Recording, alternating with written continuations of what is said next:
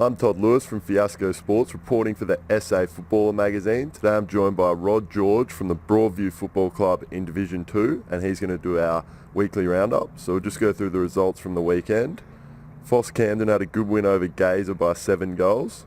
Modbury defeated Sacred Heart Old Collegians by 4 points. Old Ignatians got over Scotch Old Collegians by 14 points. Portland had a close win over Smosh Westlakes by 4 points. And unfortunately, Broadview went down to St Peter's Old Collegians by 29 points. Obviously a disappointing result. Yeah, disappointing result yesterday. We were in it for most of the game, and in the last quarter, our guys, we just couldn't run the game out, and they just ran over the top of us. Yeah, disappointing loss. Puts us back in the relegation ranks. We're sitting 6th, but there's 2 other sides on the same amount of points as us, and with Portland 1 game behind us. So couple of must-win games the next couple of weeks to make sure we stay in Div 2 for next year. It wasn't an absolutely terrible performance. I'm sure there were some players out there that really stood up and gave their all despite the loss. Yeah, there were blooded a whole lot of new players yesterday. Matthew Kemp, again, up at full forward, was good again, leading and kicking goals. Some new guys that come in yesterday, Ethan Hill, Lewis Cragen, some guys that have been at our club for about a year or so now, coming through our B-grade ranks. So they got their opportunities yesterday and performed quite well. Todd Schlicker, once again on the ball and across the half-back line, proved being our better players as well. Where did you see the game break down for Broadview? I think it's just the weight of numbers around the ball. They're a lot more physical than us at the moment. We've got a very young side with a lot of guys with smaller bodies on them at the moment, and it's going to take time for them to sort of build their bodies up so they can compete. But I think it was just the weight of numbers eventually in the end, and a few turnovers here and there which didn't help, and that's what caused the problems in the end. Okay, we'll move on to next week's games. If I can just get a tip on each fixture. We've got St Peter's Old Collegians taking on Modbury. You obviously got a good look at St Peter's yesterday.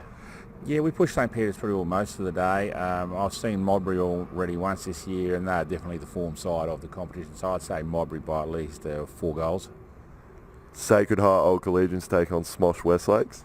Yeah, definitely Sacred Heart. They're a good side. They move the ball well, and I think they'll be far too strong for Smosh by about 10 goals at least. Old Ignatians take on Foss Camden. This could be an interesting game.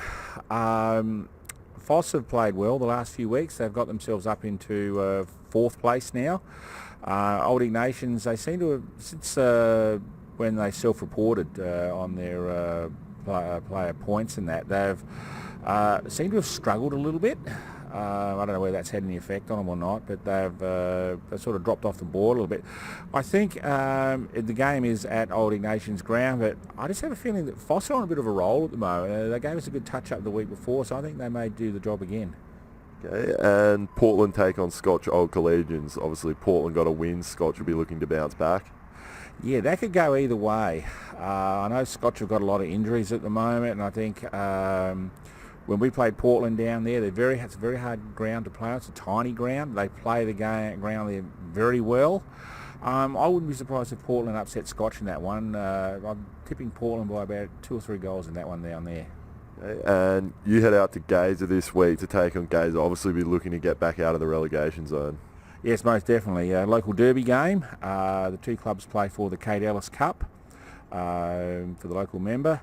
And I think we both beat them last time. We beat them by about 3 or 4 goals last time, and they can definitely push you a lot. Gazer, as you can see by the results over the last few weeks, they haven't been out of games, and they've pushed them all the way, clubs all the way as well. It'll be another hard, close-fought, close derby with a lot on one. Obviously, the coaches know each other quite well, Andrew Jarman and Wayne Wiedemann, so I'd like to say that we could get over the line. Where do you think you need to improve this week to make sure you do get over the line? I think definitely not by turning the ball over as much as we had. A little bit of better decision making when we're going into our forward line, and just moving the ball a bit quicker and giving our forwards a chance to compete one-on-one. Okay, thank you, Rod. I'm Todd Lewis from Fiasco Sports, reporting for the SA Footballer magazine. Today I've been joined by Rod George from the Broadview Football Club in Division 2, and he's done our weekly roundup.